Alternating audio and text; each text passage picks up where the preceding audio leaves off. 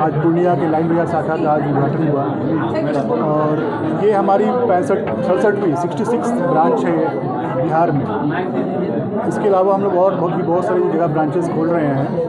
आपको जानकारी होगी कि एक इंडियन ओवरसीज़ बैंक एक सरकारी बैंक है और हमारी जो शाखाएं हैं पूरी भारतवर्ष में हर एक राज्य में हर एक कोने में मौजूद है। बिहार में कहीं ना कहीं एक बड़ा राज्य होने के बावजूद भी हमारी शाखाएं उतनी नहीं थी, तो बिहार में शाखाओं का वृद्धि करने के लिए हम लोग ने एक पहल निकाला है और बहुत जल्दी हम लोग कोशिश कर रहे हैं कि कम से कम 100 शाखाएँ हमारे बिहार में हो।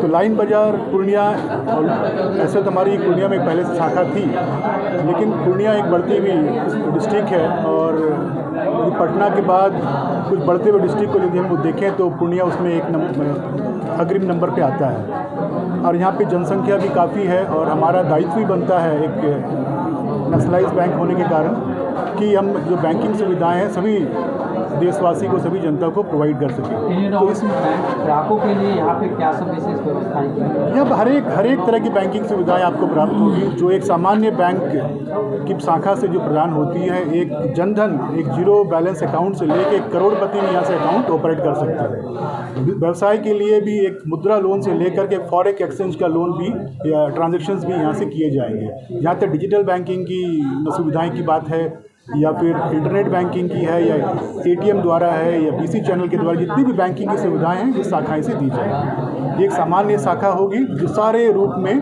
जितने भी आपके सर्विसेज बैंकिंग आउटलेट्स देती है, ये आउटलेट जो है वो सर्विसेज देगी। साइबर सिक्योरिटी को लेकर के इंडियन ओवरसीज़ बैंक क्या बनाई है?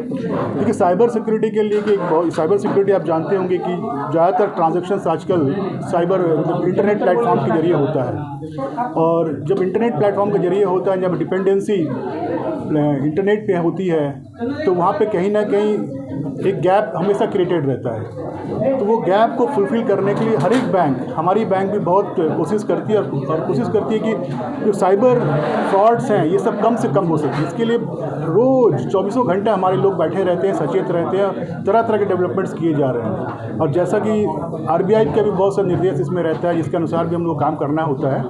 तो हम लोग इस प्लेटफॉर्म में काफ़ी काम कर रहे हैं और आगे समय में देखिएगा कि साइबर फ्रॉड्स हैं वो बहुत कम हो जाए, क्योंकि लोगों में जागरूकता भी बढ़ रही है। पहले जानकारी की कमी थी, जानकारी के अभाव होने के कारण बहुत लोग चीटिंग के शिकार हो जाते थे। कहीं से फ़ोन आया, कहीं से मैसेज आया, कोई अननोन इसमें क्लिक कर दिया तो और शिकार बन जाते थे साइबर फ्रॉड का। उनका हार्ड अर्न्ड मनी, उनका मेहनत से कमाया हुआ मनी गलत हाथों में चला जाता था। इसको लिए भारत सरकार as well as Ministry of Finance और रिजर्व बैंक ऑफ इंडिया और सारी बैंकों को बहुत सारी निर्देश दी गई है कि अपना जो सिस्टम है उसको आप सुदृढ़ बनाएं, स्ट्रांग बनाएं, जैसे कि इस टाइप की जो प्रॉब्लम्स है इसको रिड्यूस किया जा सके।